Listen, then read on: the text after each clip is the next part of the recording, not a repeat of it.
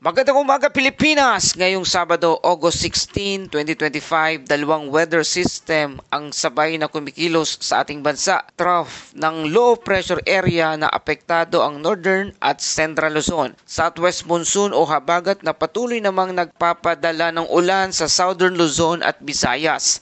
Magandang umaga Pilipinas! Ito ang Pilipinas Weather ngayon. Kung bago ka sa ating channel, huwag kalimutang mag-subscribe at i-click ang notification bell. Salamat sa iyong suporta. Patuloy na nakakaapekto ang trough ng LPA o extension o buntot ng LPA na isang mahabang linya o lugar na mababang presyon na nakapalibot o nakausli mula sa sentro ng LPA. Sa mga lugar ng Ilocos, Cordillera, Administrative Region, Central Luzon, Batanes at Babuyan Island, inaasahan ang maulap na kalangitan na may kalat-kalat na ulan, pagkulog at pagkidlat. Dahil sa pinagsamang epekto ng trough sa habagat, kahit hindi direktang tatama ang LPA, may potensyal pa rin itong magdala ng malakas na buhos ng ulan para sa mga nasa mababang lugar. Maging alerto lalo na kung may biglang pagtaas ng tubig sa mga sapa at ilog. Asahan din ang maulap na kalangitan sa Metro Manila, Visayas, Calabarzon, Mimaropa at Bicol Region na may scattered rain at thunderstorms. Sa Metro Manila, kadalasan sa hapon o gabi bumubuhos ng malakas ang ulan.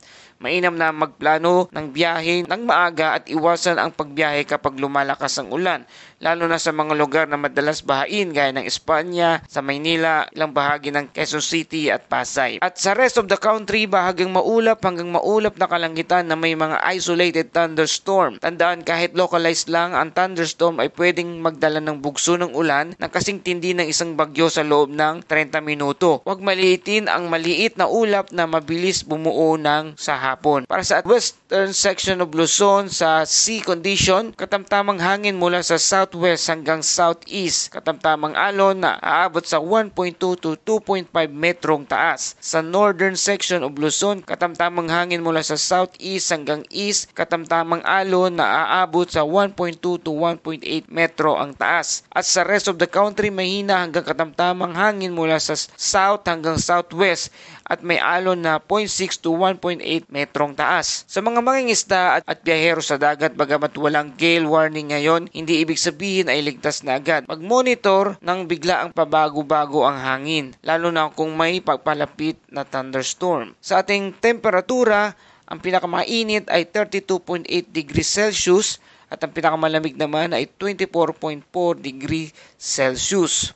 Mataas ang humidity ngayon kaya kahit hindi umuulan, mararamdaman ang malagkit at malinsangang panahon sa umaga bago bumuhos ang ulan sa hapon. At para sa ating astronomical info, ang ating araw ay sisikat bandang 5:42 AM at lulubog naman 6:18 PM hapon. At yan ang pinakabagong extended weather update ngayong araw ng Sabado, August 16, 2025. Patuloy tayong magbantay sa mga weather bulletin ng Pag-asa at sa ating mga update dito sa Pilipinas Weather ngayon. Huwag kalimutang i-like and subscribe at i-share mo na rin para mas maraming kababayan ang maging alerto at handa. At ito ang Pilipinas Weather ngayon. Ingat tayong lahat!